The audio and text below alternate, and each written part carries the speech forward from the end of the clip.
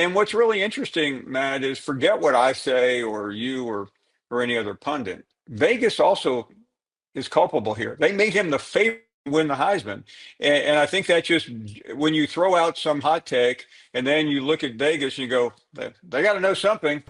I mean, where do I even start? So, yes, Vegas did have Arch Manning as the favorite to win Heisman. But that does not mean that we as the people or them as media have to agree with that pick. So just because somebody's the favorite or a team's the favorite, that automatically means they're going to win. It's not even that. It's the fact that so many people, but I'm going to point out Feinbaum specifically, so many people, but especially Paul Feinbaum from ESPN, instead of them just saying, yeah, he's going to be Arch Manning, he's going to be this megastar, he's going to be Heisman, he's going to lead Texas to a championship. Instead of saying that, what they did was say they wanted to start off with the biggest game in college football with Ohio State and Texas, and they wanted to say Ohio State's not this, Ohio State's not that. They lost all of this in the draft. They have to replace this. They're not the same team that they were. They have new coordinators. These coordinators aren't proven. That's all well and fine. But what the fuck do we have to do with the narrative that y'all are trying to push for Arch Manning? That's what I don't like. I hate when people try to build someone up by breaking someone down.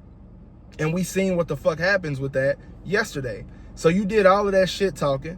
And Ohio State, they have never been too shy to talk about the fact that they look at this. Like, they hear these things. And that shit is literally fuel in that locker room. So for you to think that you can say what you said and then come out and try to rewind like you never said it, like he lacks so much accountability. Yeah, he was like, yeah, I made a prediction, I was wrong. But no, you didn't just make a prediction, you made a statement.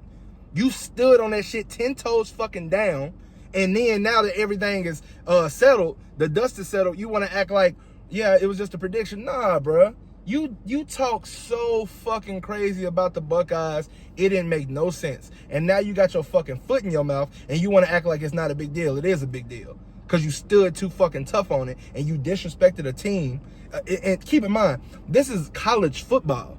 You weren't talking about Ryan Day, Matt Patricia, Brian Hartline. Yes, they came up as the coordinators and the head coach. You was attacking those kids, bro. Those kids are 18 years old, all the way up to 22, 23 years old. They're kids, young men, I guess. But you attack them as a 60, 70-year-old man. Like, what kind of person are you, bro? Like, what kind of person are you?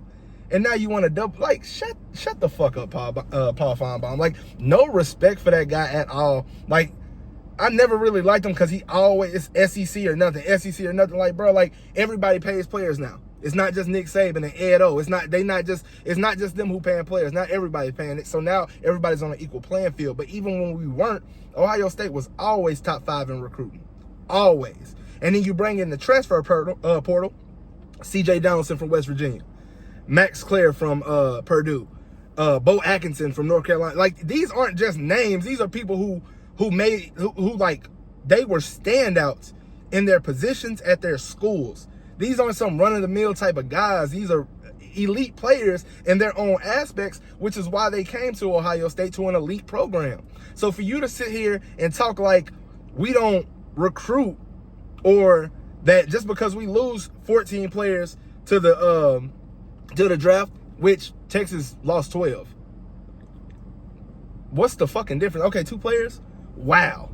Like, come on, man. Like, the whole media is a joke. Like, especially that guy. He's a fucking joke. Like, it's so crazy to me. And then I heard the guy, y'all see his name at the bottom of the entrance, Matt, whatever his name is. He tried to say, yeah, and Texas lost so many players.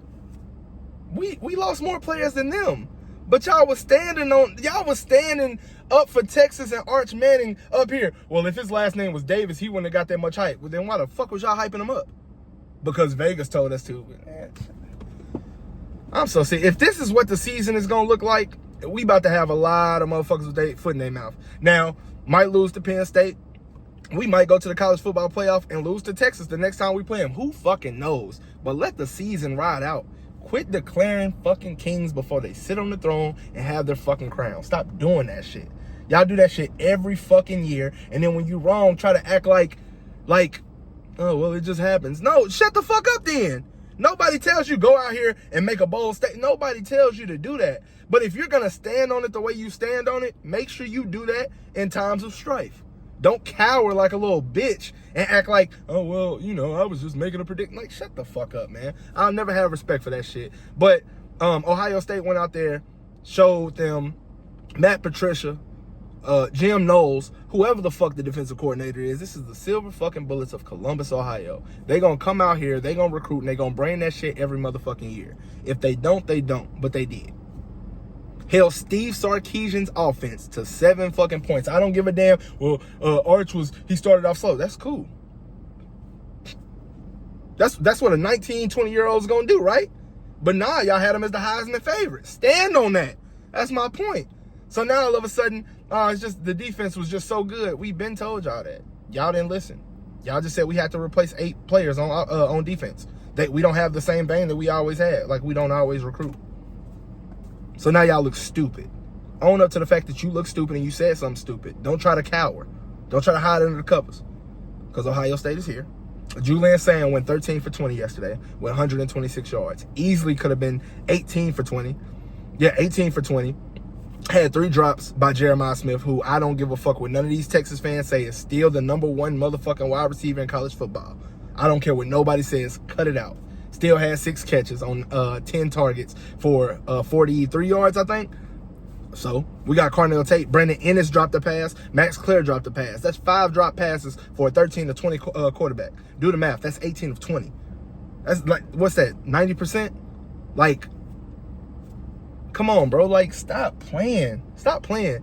Julian Sand looks so fucking poised. The stuff that Ryan Day was saying about him, the things that he was saying about himself, Will Howard, JT, Jack Sawyer, the praise that they was giving him is not for naught. Like, it's for a fucking reason.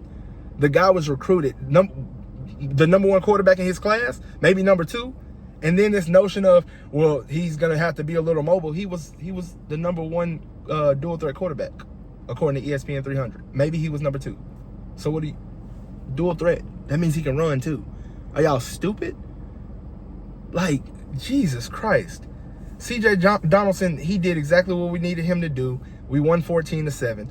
The defense was the standout, and Julian Sand in that pocket with his composure, leading the team to victory with no fucking turnovers. The team had no turnovers. What more can you ask for? Yes, it was 14-7. That's all we need is a W. We don't need anything more than that. We won up in the win column. Probably going to be the #1 team in the country, or either right behind Penn State, who also looked pretty good against Nevada. I think that's who they played. Nevada, yeah. So, I mean, at the end of the day, it's a Big Ten team. We got to play each other again. So, I mean, we got to play Penn State eventually. So, it don't really matter where they rank us, but put some respect on our fucking names. Not only Ohio State, the Big Ten in general. Those top 5 teams can all do something, including that team up north. They can all do something. Just respect it. So, I just wanted to add a little bit of realm to my already growing product here at Reviews Under the Rearview. So for my review crew, Texas fans, Ohio State fans, fans of college football, let me know what y'all thought about yesterday, even if it's not pertaining to this game. I love to talk football. I know I'm more so on the nerd side and talking about movies, but football is one of my passions, basketball as well. I'm going to be doing some coverage on that probably with the Cavaliers. But, man, shout out to Ohio State football, Ryan Day, Matt Patricia, Brian Hartline, Jack Sawyer, Larry Johnson, who else am I missing? Tim Waltz. Shout out to all y'all. Coached an incredible game yesterday. To all the kids out there who balled out. Man, we love y'all. Y'all got our full support. Fuck the naysayers, man. Go out there, perform, and at the end of the day, man, y'all giving it y'all all. Don't worry about nothing. God gonna take care of the rest. But yeah, man. Shout out to y'all.